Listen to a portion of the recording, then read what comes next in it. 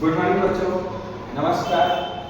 आज हम chapter number 13 हमारा पर्यावरण आज हम पढ़ने वाले हैं। अब पर्यावरण के बारे में मनुष्य प्रत्येक रूप से जानता है, पढ़ता भी समझता भी है। आपने भी समझा होगा, 5वीं 6वीं क्लास से हम पढ़ के आते हैं कि पर्यावरण मुख्य 4 आवरणों से बना हुआ है। अब 4 आवरण कौन से? मृदावरण, जलावरण, वातावरण और जीवावरण। हाँ सर, आपने तो सजीव लिखा है, जबकि आप बोलते हैं जीवावरण। हाँ बच्चों, सजीव जो सारे सजीव जब एक जहाँ रहते हैं उसी आवरण को हम कहते हैं जीवावरण। और हम सब मनुष्य से लेकर जितने भी प्रत्येक प्राणी है, छोटे कीटक क्यों ना हो या फिर बड़े से बड़े महाकाय सजीव क्यों ना हो, सब किसके अंदर आते? सजीव यानी जीवावरण के। और जब ये 4 तत्व मिलाकर यानी ये 4 आवरण मिलाकर जिस वस्तु का यानी निर्माण करते हैं उसे कहते हैं हम पर्यावरण। अब पर्यावरण सबसे महत्वपूर्ण भाग होने की वजह से क्योंकि हमारे सजीवों का निर्माण से लेकर उनके विनाश तक का पूरा अगर दृष्टिकोण हो तो किसके अंदर होगा? पर्यावरण में। पर्यावरण से ही मनुष्य जन्म भी लेता है या सजीव जन्म लेता है और उसका अंत भी कैसा होता है? उससे भी आधार होता है यानी विघटन होता है। एक सजीव का निर्माण और उसके सजीव कार्य सारे इसमें किए गए। तो हाँ, अब आप कहोगे कि सर पर्यावरण तो चल रहा है, आप पर्यावरण के बारे में बता भी रहे हो, तो पर्यावरण के बता रहे हो तो सर ये सब आपने जो लिखा है वो क्या है? तो देखो, आपके जो चैप्टर नंबर जो 13 दिया गया ना 10वीं क्लास में विज्ञान के अंदर, उसमें सबसे महत्वपूर्ण भाग ये है, ये चैप्टर। अब ये चैप्टर हमारे जीव विज्ञान के अंदर आता है यानी तीसरे विभाग में। अब तीसरे विभाग में ये चैप्टर में कुछ पॉइंट्स दिए गए। पहला पॉइंट आता है सजीव क्या कार्य करते, कैसे बनते वो, और उसके अलावा बाकी जो जीवन में होने वाले उनके घटक कौन कौन से घटक कार्य करते हैं। पर इसी तंत्र का उनका खाना, रहन सहन, खान पान सब कुछ एक तंत्र के अंदर चलता है और उसी तंत्र को हम कहते हैं निवसन तंत्र। निवसन तंत्र का मतलब होता है कि जो तंत्र जिसमें प्रत्येक जीव अपने अपने आधार से योगदान देकर या उस सृष्टि का जो एक श्रृंखला है, एक जाल है, उसको चलाने में मदद करना।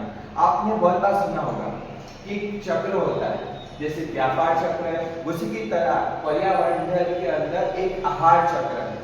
अब आहार चक्र कहे तो जो आहार है, एक वनस्पति पहले क्या करता? खुद प्रकाश संश्लेषण करता है, खाना बनाता है, उसी खाने को छोटे जीव खाते हैं, उसी जीव को कोई और खाता है, उस जीव को फिर लास्ट में जो बड़ा जीव हो वो खाता है। या आपने जाना है, समझा कि वो जो चक्र है उसी चक्र को कहते हैं आहार चक्र या आहार श्रृंखला या आहार जाल।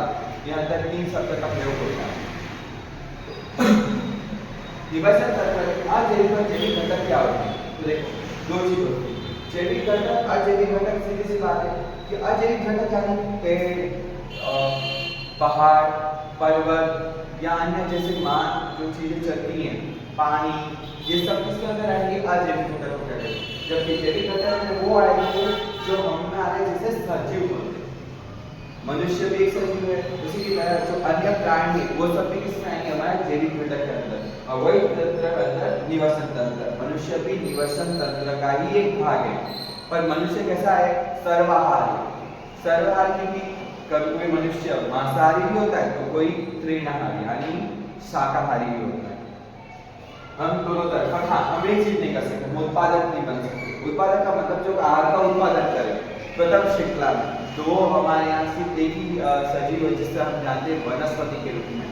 वनस्पति छोटी या बड़ी हो वो अपने हिसाब से अपने आहार का निर्माण करती है और फिर उसके बाद उसके क्या होते हैं? प्राथमिक उपभोग होते हैं। प्राथमिक उपभोग यानी वो जो तृणाहारी यानी सिर्फ वनस्पति खाते हैं वो उनके आधार पर चलते हैं और इसी तंत्र के आधार पर कार्य होता है।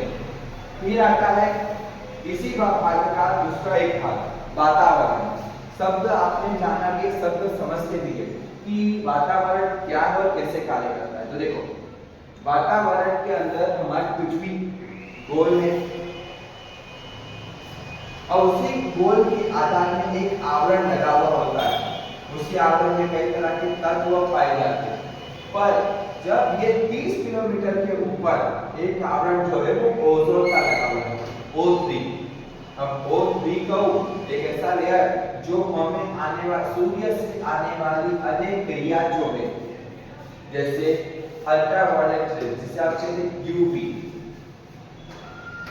यूवी किरणें जो है वो आने से क्या करता है, रोकता है, यानी हमारे पर्यावरण की रक्षा करती है, जिससे मनुष्य को कोई तरह की तकलीफ ना हो, जैसे उनको चमड़ी के रोग या अन्य प्रकार के कई तरह के गर्मी से होने वाले रोगों से हमें रक्षण कौन देता है, ओजोन। ये सबसे महत्वपूर्ण भाग है। अगर ये ना हो, मान लो कि किसी कारणवश हमारी पृथ्वी से पूरा ओजोन ही खत्म हो जाए, ऐसा तो कभी नहीं होगा क्योंकि क्या बिना तर्क या बिना इसके बात नहीं करता, पर अगर ओजोन मान लीजिए अगर खत्म हो गया तो मनुष्य पृथ्वी पर रहने लायक रहेगा ही नहीं, क्योंकि उसकी जो स्किन है, चमड़ी जो है, वो उस वातावरण में रह ही नहीं सकती अगर ज्यादा गर्मी हो।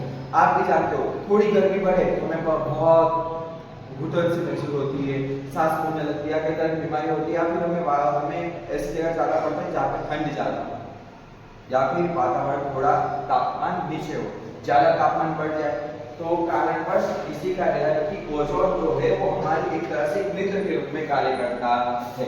जैसे हर मित्र किसी की तरह ढाल बन के हमारी रक्षा करता है, उसी की तरह ओजोन जो है वो हमारी सूर्य से आने वाली जो किरण है उनसे हमारी क्या करता है, रक्षा करता है। ठीक है, तो ये ओजोन वाला समझ में आया। तो देखो ये पॉइंट आपको क्लियर हो गया होगा। अब जो आता है कचरा, अब कचरों को हम कहते हैं उत्सर्ग। अब उत्सर्ग का मतलब भी होता है कचरा। कचरा यानी आप अपने घर पे तो जानते हो, मम्मी जो है कचरा लाती है, कचरे की बाल्टी में डाल दी, उससे क्या करती है, गाड़ी आती है उसमें डाल देती है। हमारे यहाँ उनसे बात आती है, जबकि गाँव के अंदर ये नहीं होता। गांव के अंदर एक ट्रैक्टर आता है जो सारा कचरा लेके कहा जाता है, गांव के कई जगह हो जहाँ पे सारा कचरा जमा किया जाता है, वहाँ पे अलग किया जाता है। पर हम कचरे को भी दो विभागों में बांटते हैं, एक जैव विघटन, अजैविक विघटन। अब जैव विघटन जिनके द्वारा ऐसे सजीव सूक्ष्म जीव जो हैं जिनका विघटित कर सके, यानी उन कचरे को विभाजित कर सके, उन कचरे को हम कहते हैं जैव विघटन। यानी बैक्टीरिया है, आप जानते हैं कई बार कहा जाता है कि जैसे मनुष्य का शरीर या कई पशु का शरीर, उनको छोटे छोटे बैक्टीरिया को खा लेते हैं, आपने सुना भी होगा। तो वो सब किसमें होता है, जैव विघटन। अब फल है, आप 10 दिन अगर जमीन में रख लो तो उसको छोटे छोटे केंचुए या फिर वो सब अलग करके क्या करते हैं, उसका विघटन कर देते हैं, यानी विघटित कर देते हैं। अब अजैविक विघटन यानी ऐसे तत्व जिनको हम विघटित कर ही नहीं सकते। ये बताओ, कांच को अगर एक समय के लिए किसी जमीन में गाड़ा जाए, क्या कांच विघटित हो जाएगा? नहीं, वो लंबे समय तक जमीन के अंदर दबा हुआ है। अब दबा रहना मतलब कि वो वहां पे नष्ट हो गए नहीं। प्लास्टिक और पॉलीथीन, अब पॉलीथीन आपको ये बताया जाता है बहुत जगह पे ये एक्सपेरिमेंट करने की वो भी हुई कि अगर मान लीजिए हम प्लास्टिक की थैली कई जगह जमीन में दफना, मतलब हमने डाल दिया, तो क्या वो नष्ट हो जाएगा? नहीं, क्योंकि जैव जो सूक्ष्म जीव है वो इसका विभाजन नहीं कर सकते, उसको विघटित कर ही नहीं सकते। ये चीज विघटित हो ही नहीं सकती। तो ये चीज आपको समझ आ गई होगी कि कचरा क्या है, कचरे कैसे कार्य करता है, ये निवसन तंत्र ये है। अगर हम अगले वीडियो में पढ़ेंगे तो आपको मैं इसी के बारे में आहार श्रृंखला कैसे कार्य करता है, आहार श्रृंखला का क्या विभाजन है उसके बारे में बताएंगे, और ओजोन का स्तर का पूरा विवरण में दूंगा। और हाँ, लास्ट में कचरे का, हमें कचरे के लिए क्या करना चाहिए, क्या नहीं करना चाहिए, आप भी सीखते हैं, हम भी समझते हैं। हाँ, आज थोड़ा देख लेते हैं। अगर उसको विस्तृत जानकारी चाहिए तो मैं आपको एक और वीडियो बाद में बना के बता दूंगा। तो देखिए, जैव विघटन आपने समझा कैसे विघटन है, तो आपको इसलिए पता है कभी कभी सरकार या हमें शिक्षक वो हमें बताता है कि हमें कचरे के डिब्बे दो अलग अलग रखने चाहिए। नीला जो होता है यानी ब्लू कलर, उसमें हमें कैसे कचरा डालना चाहिए, वो कचरा डालना चाहिए जो कचरा कैसा विघटित ना हो सके, यानी अजैविक विघटन वाले कचरा। जबकि जैविक विघटन वाले में हम हरा डिब्बा यूज करते हैं, जिसमें हम फल सब्जी छिलके जो भी हम घर पे लाने वाली चीजें जिसमें विघटित हो सकती है ऐसी चीजों को हम उसमें डालते हैं।